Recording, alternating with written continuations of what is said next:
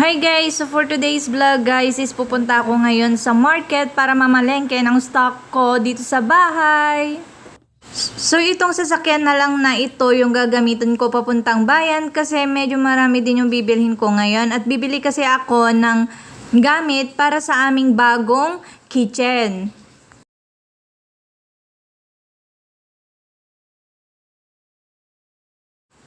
Dahil wala akong taga-video, kailangan kong bumalik para kunin yung aking phone.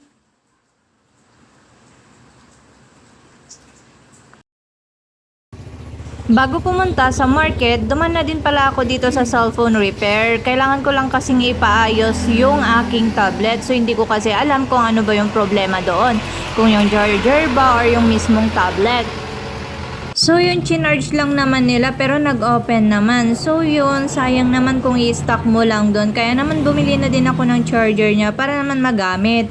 And duman na din pala ako dito sa church para naman i-update sila na matutuloy yung aming house blessing.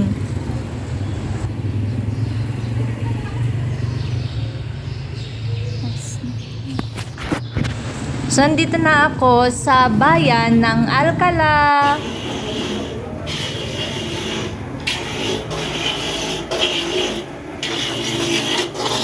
Kuya.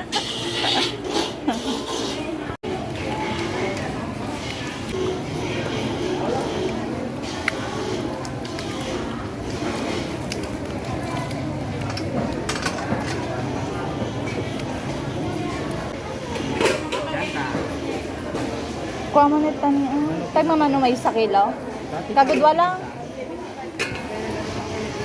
Ay ganda. Tapos Natoy kagudwa lang mo. Wow. Nagmamano ali ba basik nga bangos yun? 1.6 dati gandaan.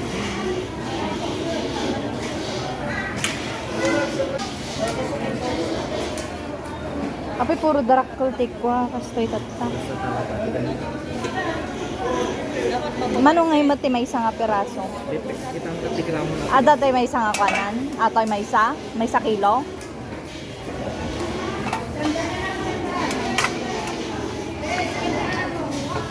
Report lang.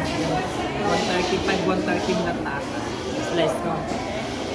Wen. Pero dumata man garti ko tapang si daaso.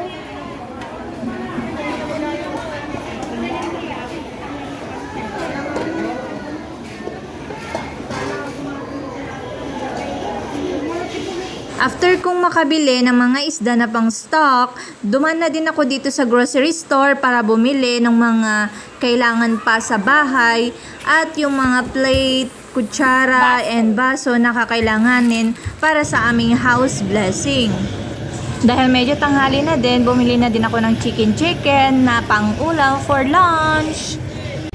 Ito na yung mga napalengke ko at meron pa akong dadaanan at meron pa akong bibilhin. Hi, kuya. So, yun guys. So, pumunta na din ako dito sa Golden Happy para bumili ng paglagyan ng mga plate and drainer. Ito yung una kong napili na bibilhin. Kaso, meron pa akong ibang nakitang paglagyan ng plate. So, yun guys. So, yun yung aking bibilhin na paglagyan ng plate. Kasi katulad lang din siya nung paglagyan namin ng plate dun sa bahay. Pababa na din ako para naman ma-check na yung aking bibilhin kung wala bang damage.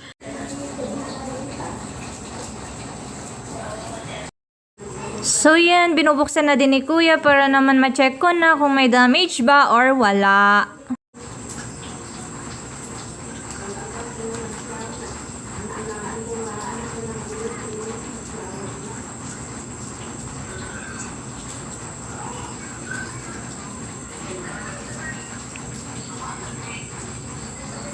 So yun, habang chinecheck ko, meron din akong nakitang damage. Kaya naman pinapalit ko kay kuya. So yun guys, so ito na nga yung mga gamit na napamili ko para sa aming bagong kitchen. Nung naiuwi ko na yung mga napalengke ko, pumunta na din ako dito sa Santo Tomas para sunduin yung auntie ko. Magpapasama kasi ako maglinis at magbunot ng mga damo sa aming bakuran. Guys, nandito na ako.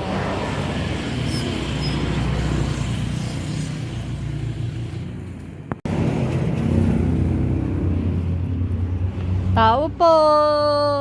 So yun, pauwi na ako. Char. So yun, kasama ko na yung tita ko.